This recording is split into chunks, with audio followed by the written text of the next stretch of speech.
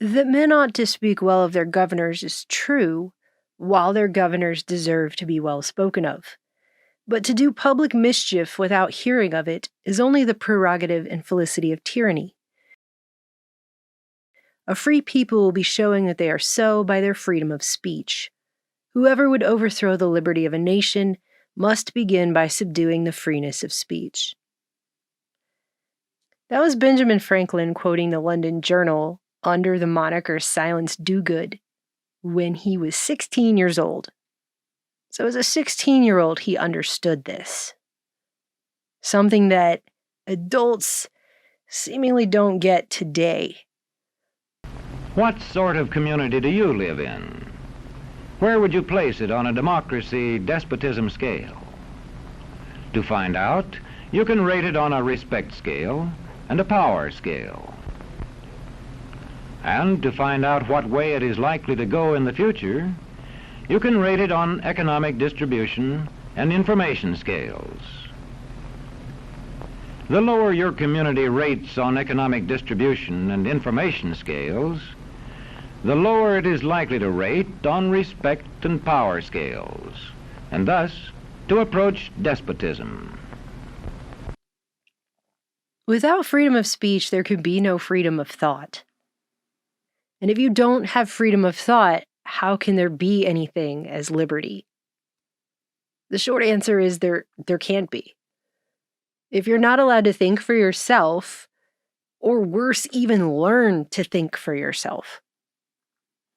And this is something I've been thinking about quite a bit lately. Thinking is not the same as believing, by the way. If you say, I think something, that's a different statement than if you say, I believe something. These may be synonyms, but they're not the same thing. To think is defined as to employ any of the intellectual powers except that of simple perception through the senses, to exercise the higher intellectual faculties. But on the other hand, to believe is to exercise a belief in. So then you have to say, what's a belief? A belief is to assent to a proposition or affirmation, or the acceptance of a fact, opinion, or assertion as real or true without immediate personal knowledge. Reliance upon word or testimony, partial or full assurance without positive knowledge or absolute certainty. Persuasion, conviction, confidence. So belief is a confidence game. How confident are you? Are you confident enough to say you believe it? Do you believe? Oh, please, please believe. Do you believe in magic? Hamburgers that talk? I can't believe it's no bother. Because somewhere in belief is a form of trust. And that trust is basically the credit you have issued upon the assurance that something is true that you do not have immediate personal knowledge is true. That's a belief. Chicken McNuggets you can take for a walk. If you believe, wherever you are, clap your hands. Clap! Clap! Don't let teeth die! Clap! And a clown making wishes come true. Not the same to believe as to think. In other words, believing something means you actually don't really have to think about it anymore. Thinking technically stops where belief begins. It's pretty clear that our image no longer serves. I mean, I don't know what it would look like if I took a mass public poll, but I doubt there's a majority of Americans out there who still believe in the American dream at this point. I mean, that carrot egged on the masses back when it was possible to really even get. You know, like back when college graduates weren't having to work 3 gig jobs just to barely make rent on their tiny apartment in the city, or whatever.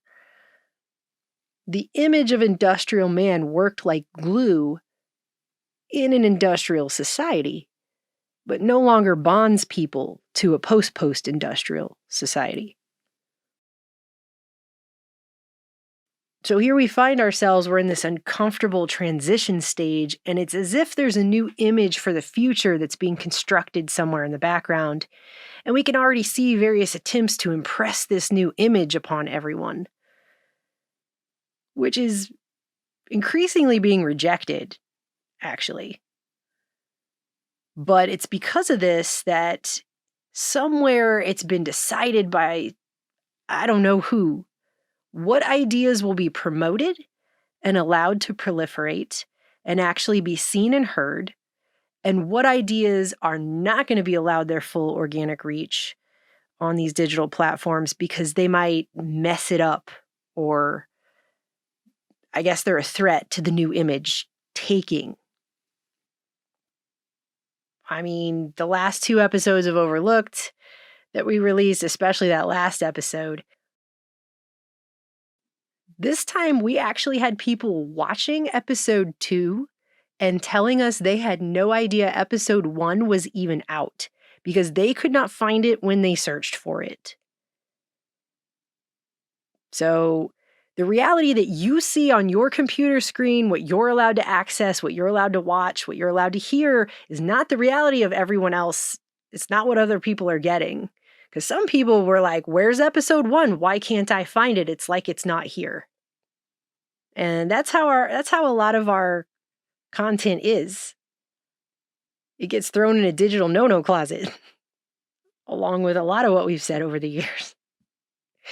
Some people get to see it. Some people get to access it. Other people have no idea we exist because we at this platform are not allowed the full reach of the subscriber base that we built over these years. We aren't allowed to have it. But I think whatever this is goes along with the fact that no one can find anyone else accidentally on the internet anymore. Search results on major platforms have been largely locked down to official sources only. Whoever's determining that. A community rates low on an information scale when the press, radio, and other channels of communication are controlled by only a few people. But I would argue that we, the people, are cut off from experiencing life, liberty, and the pursuit of happiness in a world where information is being top-down censored in this way. And the only thing that is self-evident to me is that continued censorship of this magnitude in an era where the public square has largely gone digital will only create a dystopia. That is the only end result of that. Period. When the press, radio, and other channels of communication are controlled by only a few people, and when citizens have to accept what they're told. In communities of this kind, despotism stands a good chance. Whatever future's being built, it will not be a free one that values liberty and intelligence if it does not allow open access to information. Young people cannot be trusted to form their own opinions. This business about open-mindedness is nonsense. It's a waste of time trying to teach students to think for themselves. It's our job to tell them. Why is the First Amendment, which includes the freedom of speech, first? I came across a letter from founding father Thomas Jefferson, and I'd like to read a piece of it to you on this, because he references a little about the American experiment. American political thinkers, writers, and historians have long referred to America as an experiment, actually. And it's not something that gets talked about very much anymore. But that's what this place has been, from its inception always. And, I mean, sometimes you'll occasionally hear someone mention it in terms of it's an experiment in democracy or something, but they'll say it in a way that makes people basically start to fall asleep like they're in a remedial history class. But I have to tell you, after years of researching and reading history, I think there's more to it than that. And there are breadcrumbs everywhere alluding to it. And this is one of them. So, Jefferson wrote this in 1804 to Judge John Tyler, who would later become the 15th governor of Virginia, not to be confused with his son, who was the 10th president of the United States, also named John Tyler. Jefferson wrote, No experiment can be more interesting than that we are now trying, and which we trust will end in establishing the fact that man may be governed by reason and truth. Our first object should therefore be to leave open to him all the avenues to truth. The most effectual hitherto found is the freedom of the press. It is therefore the first shut up by those who fear the investigation of their actions. Government censorship is one form of control. It is also possible for newspapers and other forms of communication to be controlled by private interests. I thought I told you to kill that story. It'll cost us a lot of If advertising. that story goes out, I quit. All right.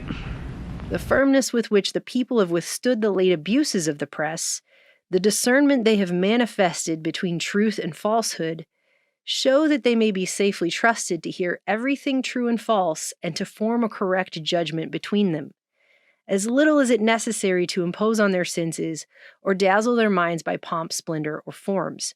Instead of this artificial, how much surer is that real respect which results from the use of their reason and the habit of bringing everything to the test of common sense. I hold it therefore certain that to open the doors of truth and to fortify the habit of testing everything by reason are the most effectual manacles we can rivet on the hands of our successors to prevent their manacling the people with their own consent. There's a lot to unpack in that paragraph. The real respect which results from the use of their reason. I mean, very obviously, and especially over the past several years, it has been decided somewhere that people cannot, quote, safely be trusted to hear everything true and false and to form a correct judgment between them. Someone's deciding what judgment's going to be formed. But in censoring, we're not even being allowed to form judgment at all. Censoring information does not allow for people to form a correct judgment, as Jefferson puts it, because you're not allowed to even form one.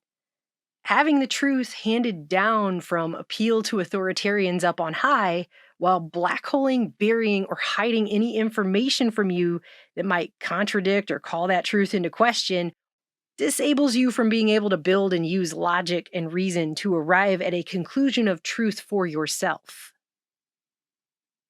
Right? You don't even get to use your brain in the same way. It bars you from even being able to build the skill of thinking for yourself to censor information. These are the steps to self-reliance, as I see them.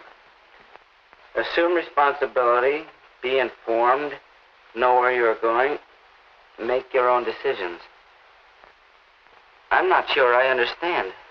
Which breeds obedience to authority, not intelligence. Just repeating something because some authority figure said it is not intelligence. That's not intelligence. Because how do you know? You're trusting. It should go without saying, just like the rest of this video actually, but something true should stand up to questions and scrutiny just fine if it's the truth. Disallowing questions of a so-called truth actually kind of negates the truthfulness because people aren't even allowed to consider other possibilities and test that truth against them to make sure, yes, this is indeed true. Test the truth.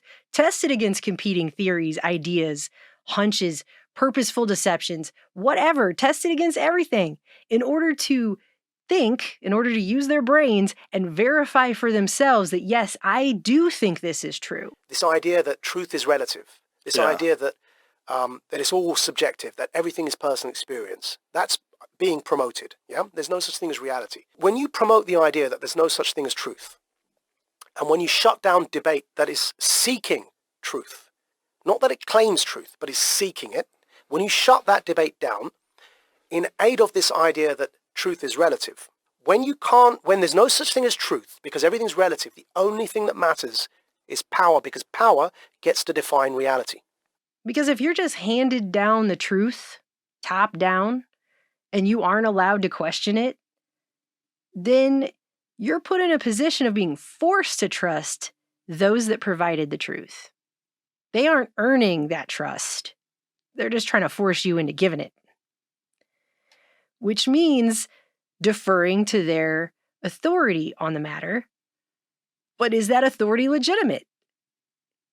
That's where you start getting into questions of how legitimate is that authority if it requires censorship in order to maintain itself. I mean, even if that authority is correct, looks pretty shady if you can't be questioned. I mean, all of this should be anathema to a society which claims to value intelligence and the pursuit of knowledge. Worse, though, in my opinion, is that censorship shuts down entire avenues of thought that may have occurred before they even can. Jefferson refers to, quote, the discernment they have manifested between truth and falsehood. Such discernment is a skill that cannot even be built in an environment of censorship. Because instead of getting to think for yourself, all you're left with, again, is either trusting what you're being told or not, right? Because you can't go find all that. You can't go access other information. You can only get that one thing. And when teachers put such training into practice, despotism stands a good chance. These children are being taught to accept uncritically whatever they're told. I mean, think about this. This right here is how you, quote, manacle people with their own consent. You manufacture consent. How can you ask such a question? Have you got a textbook? Yes, ma'am. Does it say here that our law courts are always just? Yes, ma'am. Then how dare you question the fact? A few generations out, and how many people will even be able to have the ability to think outside of the digital boxes that are being provided right now? And so we aren't surprised when... But it must be true. I saw it in this book right here. And by the way, there's your matrix. This is the construct. Jefferson said they were experimenting with being able to establish that man can be governed by reason and truth. But we can't do that if, as he pointed out, we're not trusted to hear everything true and false and form a correct judgment between the two for ourselves. Because again, that judgment and the ability to discern cannot really be formed at all without open access to information. And if books and newspapers and the radio are efficiently controlled, the people will read and accept exactly what the few in control want them to. Censorship actually keeps people from being able to build the skill of judgment, discernment, to build critical thinking skills, to build their own intelligence. Know where you're going. Make your own decisions. Censorship doesn't allow people to think for themselves because censorship doesn't require thinking at all. When so-called truth is being dictated and everything else is being censored, a person is stopped from thinking in an attempt to enforce belief. And belief, as mentioned earlier, always has a middleman. It always does. Censorship takes away an inherent right to our own minds. This is why you can't even have an understanding of and an upholding of the rest of the Bill of Rights if you don't have freedom of speech and press and religion first, because without those, there can be no such thing as freedom of thought. And as our thoughts form our perceptions frame our reality, and if those perceptions are merely being provided to us from someone else up on high as derisive air quotes beliefs, then whose reality are we existing in? Because it's anything but ours. And if we're gonna live in an artificial reality, damn it, then shouldn't we at least get to choose that?